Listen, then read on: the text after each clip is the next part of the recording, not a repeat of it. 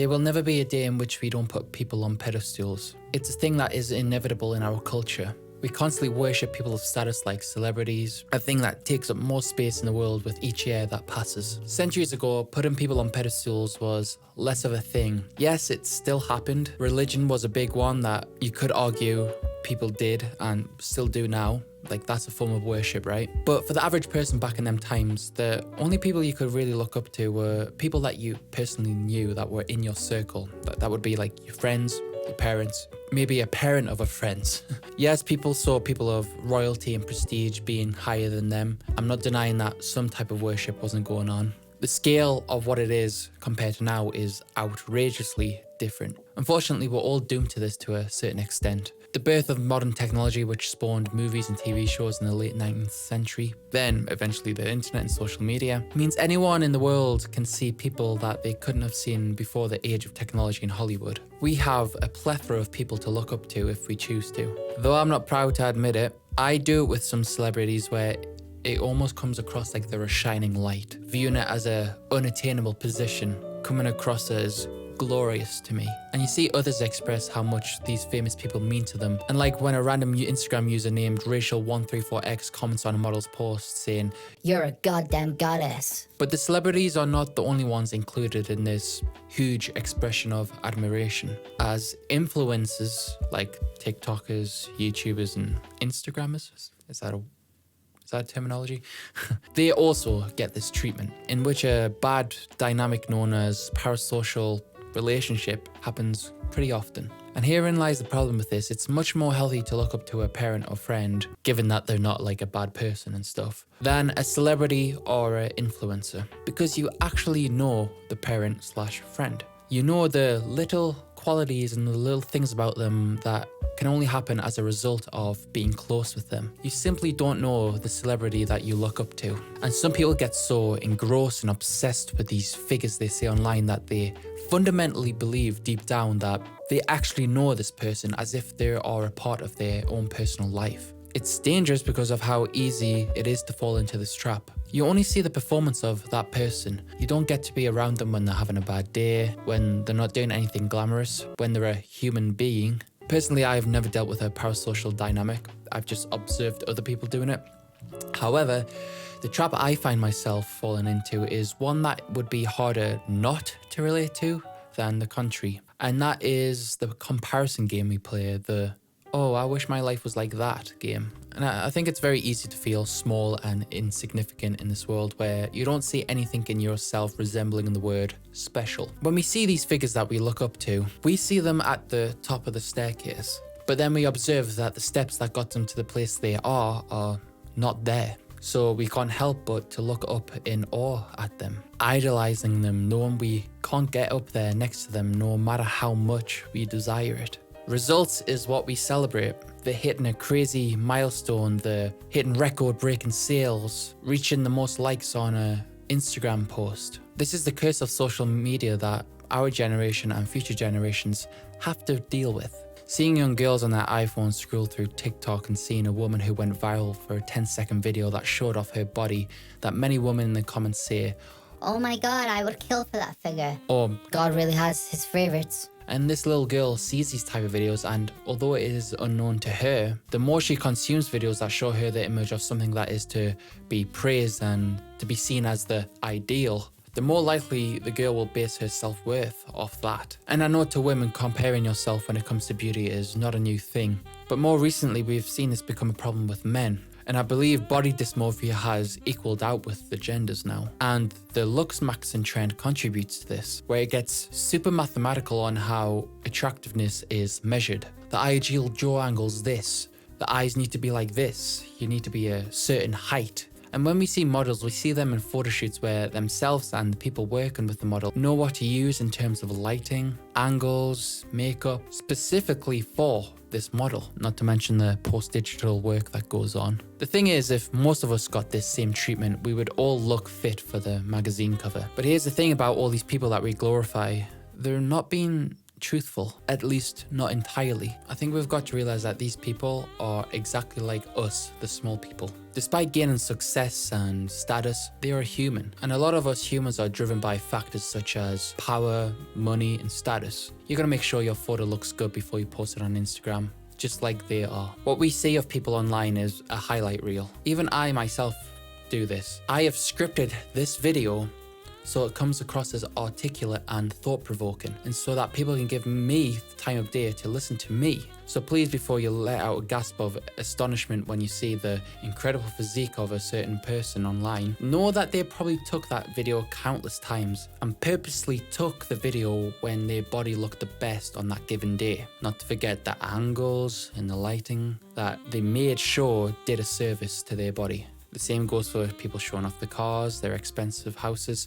Know that they wanted you to see that and wanted you to react like that.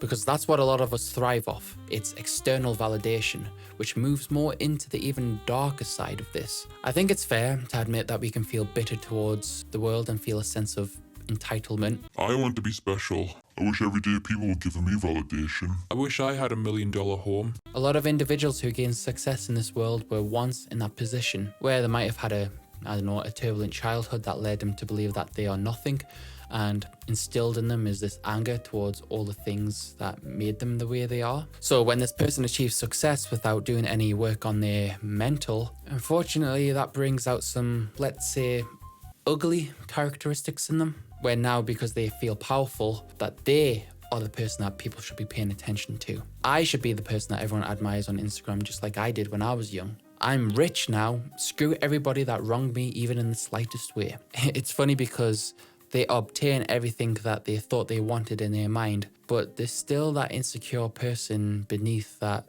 needs people to know that they are special. And if you forget this special, then that will hurt them. And this is what especially disgusts me about people like this. They are immensely selfish. And although they may portray an idea in which they care about you, the reality is if you were an insect beneath their feet, they'd happily crush you if it meant furthering their careers. They turn into the very thing they hated about the world. Calling a person of this nature a hypocrite would be an understatement. Presenting an image of yourself to the public to be a believer in fighting for women's rights and allying yourself with people who support social justice, when behind the scenes, when you think no one is watching, you're abusing women. You make a video on why you should love yourself no matter how you look, because men's opinions on how women should look is misogynistic, and we should not have to change our bodies we were given at birth to fit society's standards. We are perfect just the way we are. But you've got lip filler and have had lots of work done to your face. How are we supposed to love ourselves when you obviously didn't practice what you preach? Something I notice is that a lot of these people don't necessarily care about integrity. They are so in love with greed that if they do something that contradicts their values but sees it gains them more success in their career, then they are willing to betray their values. Because to them, the idea of superficial things like likes, views,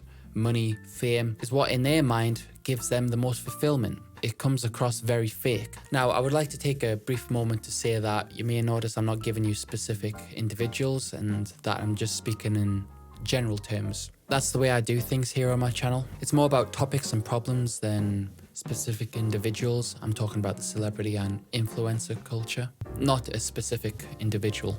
If you would like to see videos about where people talk about celebrities and influencers and give specific examples, then I think there's a lot of them online already, so you can watch them. Anyways, back to my point. It's very clear that these people are hurting inside whether they know or not. The problem is, however, is that they have a platform with a sizable audience, and what you say and do matters. It's a responsibility. You have to do good for the world. Your presence on this platform is one that needs to be positive.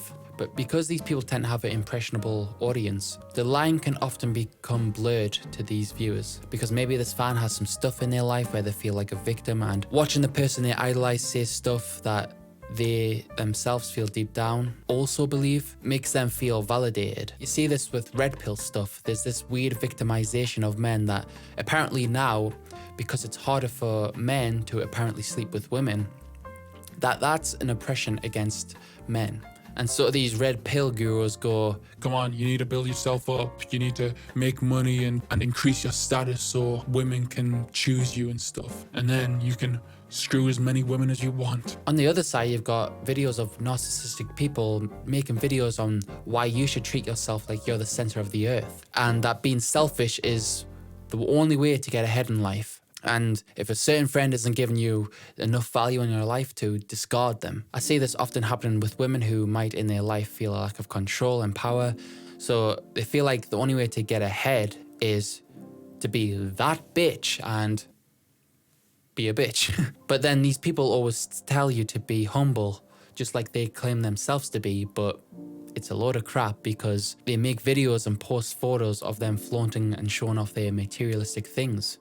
Your words have to mean something. And I want to make it clear that not every celebrity / influencer or whatever is a bad person. Fortunately for me, the people that I tend to look up to have been positive and good role models for me. I don't think they've impacted me in a negative way. There's plenty of famous people that have had horrible childhoods and learned that they don't want to carry around that negativity for the rest of their life. And so when they obtain what we would call success, they're just a nice person and they don't use all the negative stuff in their life to get back against the world. It's the classic story of two brothers in a household with an abusive father. One learns from the behavior and turns out to be abusive when they're older. The other brother learns, hey, this is bad, I don't want this in my life ever again, and they stick to that for the rest of their life. Anyways, hurt people hurt, and no amount of money or power can change that. They were hurt from a young age, and it's only manifested itself differently when they get to a stage in life where they think they're successful. It's just the lying and deceitfulness that can be extremely harmful to the not so fortunate that bothers me. But perhaps what bothers me even more is that no matter how many times these people get cancelled, whether it be for being a bad person, being a scammer, being a predator, these people are fine. They will survive because it's easy to convince your own friends that adore you that 1, I messed up, it was a mistake, I will do better, or 2, it's a bunch of lies and disinformation. There will always be someone at the sidelines cheering them on, no matter how much evidence is presented to them that the person they idolize is not a great person. But if the worst case scenario did happen for these celebrities or influencers, then I think they would still be fine because they have that security blanket known as money. And so they can totally go off the grid and go ghost on the world, and they'll still be better than 98% of the people in this world. I'm going to wrap this whole thing up in a second, but I just wanted to say that there are many layers to this. I'm talking about greed and the willingness to lie and the utter selfishness of these figures. I know it goes much further than this, where people get so drugged up on the idea of power that they are willing to do illegal things. We've seen this with the Diddy stuff. We've seen dictators do it. Power can really corrupt people, or maybe it just makes people more of who they truly are. I will leave you with this. Just do good in the world. Make sure your life is one of meaningful purpose. Bad things may happen to you. It's not your fault that you were given the cards that were given to you, but it is your responsibility on how to deal with that. Not just so that others can tolerate you, but that you yourself can tolerate you. As far as we know, we only have one life. We shouldn't make suffering take up more space than it already does. Thank you for spending time with me.